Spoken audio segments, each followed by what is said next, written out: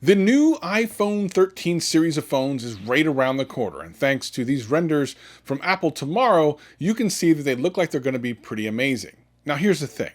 We kind of know almost everything about the iPhone 13 at this point, and we're only a couple of weeks away before the official announcement from Apple. Listen, if you look around YouTube or anywhere, you can find out just about everything you need to know about the new iPhone, and it's much the same as last year with a couple of extra features. Now, I'm going to go over a lot of those things here in this video today.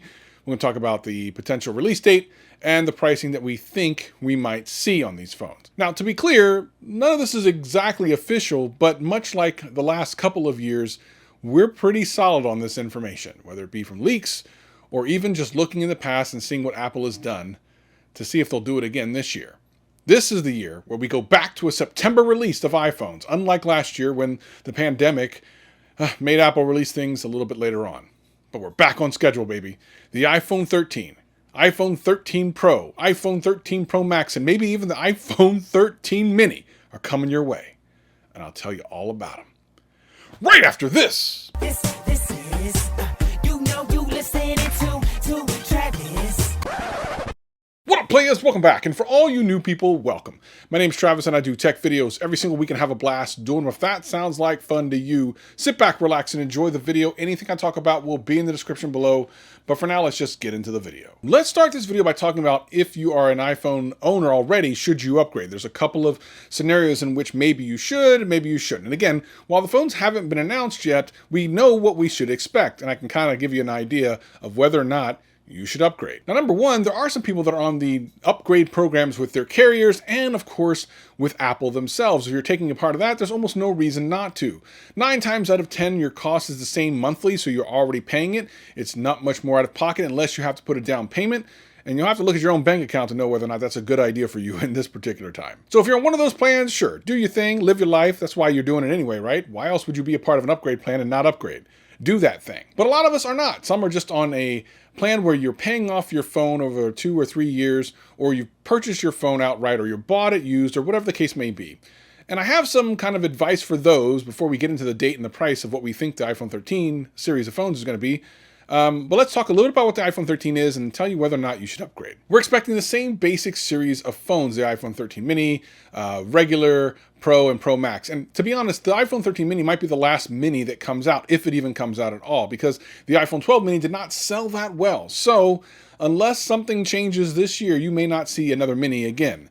That form factor was really popular with some people, but the battery life was not. Hopefully we'll see an increase here on the iPhone 13. Now, one thing you should know, the iPhone 13 and 13 Mini won't be getting the much vaunted 120 hertz screen, which a lot of people want on their upgrade. That's one of the big upgrade features we're going to talk about a little bit later. So just know that if you're getting one of the standard iPhone 13s, you're probably not going to get that. But not only are you going to get a whole bunch of cool features with iOS 15 as it launches for all phones here really soon, you're going to get a couple other features that we've heard about recently. There's a cinematic mode, kind of a focus mode, where in video, you'll be able to do the bokeh effect, the kind of blurry effect in video. Now, Samsung has been doing this for quite a while now, so it's not exactly a new feature, but it is something that's new on the iPhone.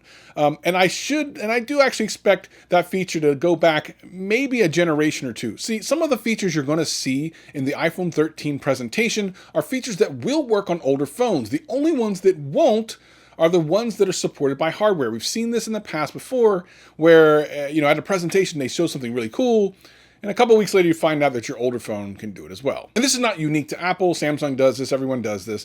They show off the feature, tie it into the new phone, but still give people with older phones access to most of those features. Now, of course, anything that uses any new hardware on the phone, of course, you're not going to be able to get that on older phones. There's a rumored nighttime sky mode where it'll detect that you're looking in the sky and help you take better pictures. We've seen that through Pixel for the last couple of years, and that's cool, I guess. I mean, I don't know how many of you are taking pictures of the night sky, but if you are, that might be of interest to you. Again, some more software stuff going on there. And we might see that go back a generation or two, but I will definitely tell you that there's going to be older phones that definitely won't be getting that feature. Now, I don't know yet if it's using any hardware that's built into the iPhone 13. If it is, of course, and they mention it in the presentation, then you know it will not be a backwards compatible feature. So just keep that in mind. Whenever they're talking about any of these new features and it's directly tied to a new piece of hardware on the phone, you probably won't be getting that feature. Of course, it's going to have the A15 processor, the fastest mobile processor that'll be available, which is great. 120 hertz screen for the Pro models of the phones.